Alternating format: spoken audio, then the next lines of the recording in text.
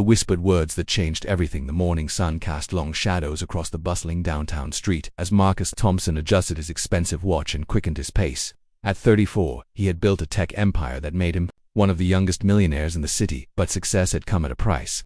His marriage had crumbled 2 years ago, leaving him to raise his 4-year-old daughter Emma, alone. Emma. The thought of her brought both joy and worry to his heart. She was everything to him, now his reason for working, his motivation to be better, and his greatest fear of failing.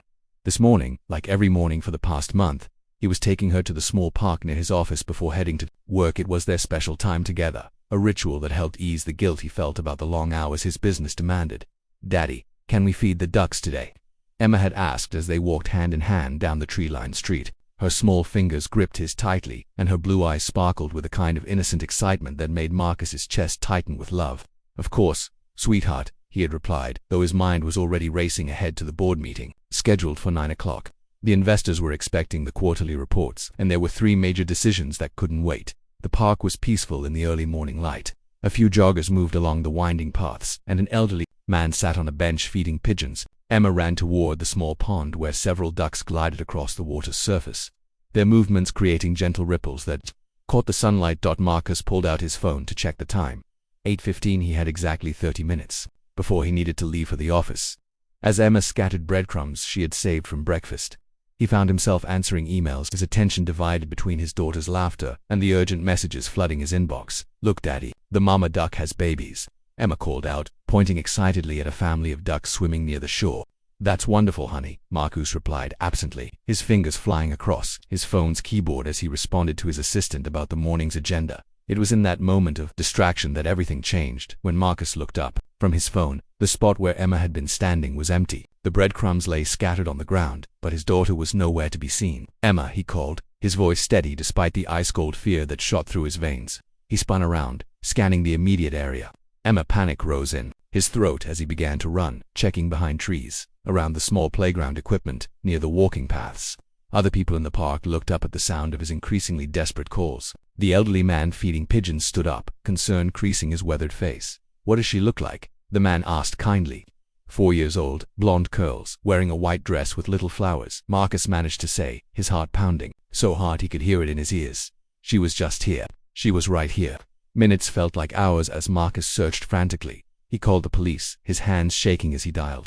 He shouted Emma's name until his voice grew hoarse. The rational part of his mind told him to stay calm, that she couldn't have gone far, but the father in him was terrified beyond reason then. Through the trees at the far edge of the park, he saw her. Emma was sitting on a wooden bench beside a woman Marcus had never seen before. The woman appeared to be in her early 30s, with kind eyes and gentle features. She was dressed simply in jeans and a soft sweater, her dark hair pulled back in a casual ponytail. What struck Marcus most was how calm Emma seemed. She wasn't crying or struggling, but sitting quietly beside this stranger. Marcus's relief at seeing his daughter safe was immediately followed by a surge of protective anger. Who was this woman, and why was she with his child? He ran toward them, his expensive shoes pounding against the park's paved walkway.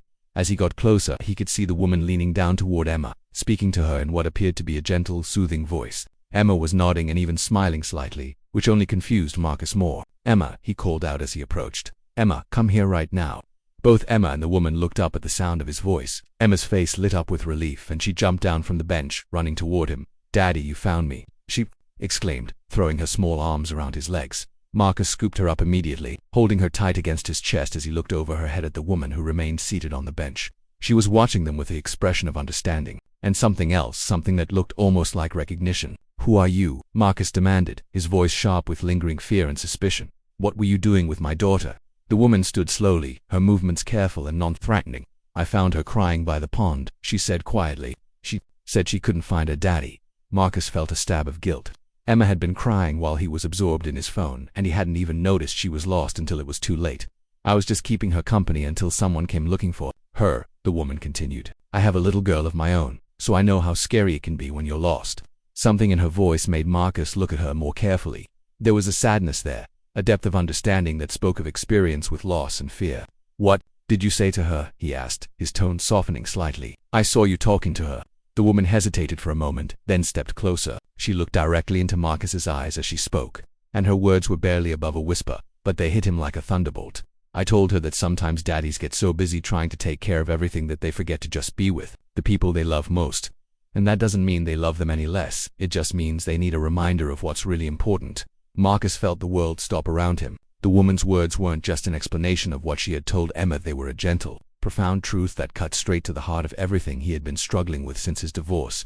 The constant pressure to provide, to succeed, to build a future for Emma had made him forget to simply be present with her. She also told me, the woman continued, her voice still soft, that her daddy works very hard because he loves her very much, but that sometimes she wishes he would just sit with her and watch the ducks without looking at his phone. The words hung in the air between them, and Marcus felt something break open in his chest. This stranger had seen in minutes what he had been blind to for months. Emma wasn't impressed by his success or his money, she just wanted his attention, his presence, his undivided love.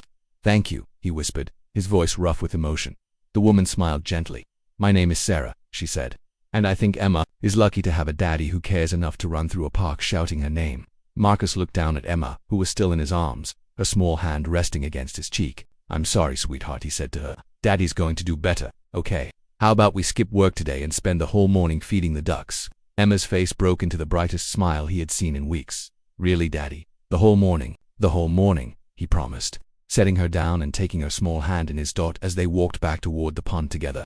Marcus turned to thank Sarah again, but she was already walking away down the tree-lined path. He watched her go, realizing he might never see her again, but knowing that her whispered words had changed everything. From that day forward, Marcus kept his phone in his pocket during their morning park visits. He learned the names of all the ducks, discovered Emma's favorite hiding spots in the playground, and found that the most important meetings in his life happened on a park bench with a 4-year-old who just wanted her daddy to really, truly see her. Sometimes the most profound wisdom comes from the gentlest voices, and sometimes it takes a stranger's whispered words to help us find our way back to what matters most.